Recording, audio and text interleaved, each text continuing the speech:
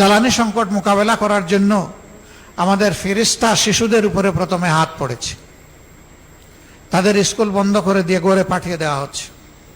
করোনার সময় দারুণ ব্যাহত হয়েছে, অনেক শিশু সন্তান ড্রপ আউট হয়ে গেছে, লেখাপড়া শুধু ছাড়ে নাই, সে বিপথে চলে গেছে, কিশোর গ্যাংয়ের অংশ হয়ে গেছে।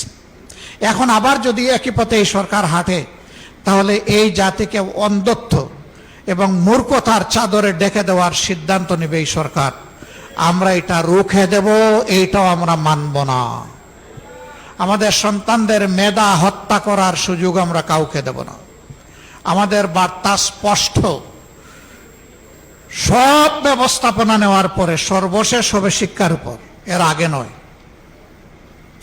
শিক্ষা দিয়ে নয়, লোড ম্যানেজমেন্ট বলেন আর ডিমান্ড ম্যানেজমেন্ট বলেন, আমার শিশু সন্তানদেরকে দিয়ে নয়, শিক্ষা দিয়ে নয়।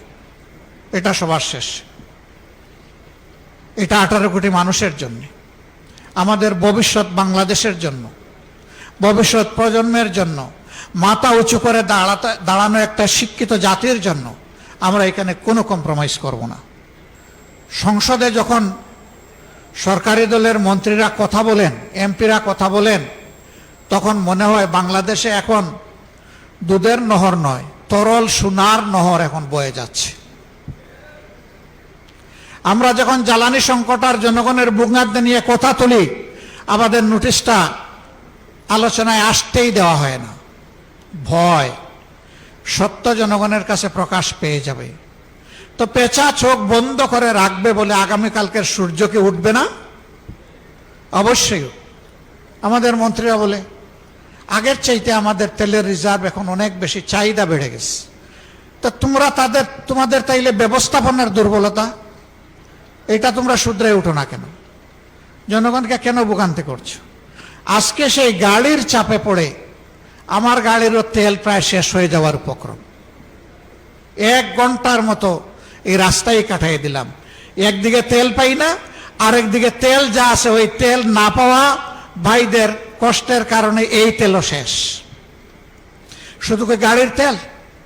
কৃষি নির্ভর একটা দেশে এই মৌসুমে খামারিরা হা করে চেয়ে আছে, তাদের ফসলে সেচ করবে, পানি দিবে, নাই।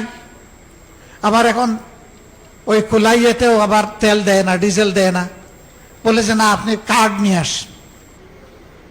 সে কার্ড আনবে কিভাবে? এখন তাইলে পাম্পগুলো অটোমেটিক্যালি বন্ধ হয়ে যাবে। এর কুফল হিসাবে আগামী মৌসুমে আমাদের খাদ্য উৎপাদন মারাত্মক ব্যাহত হবে এবং খাদ্য ঘাটতিতে বাংলাদেশ পড়বে।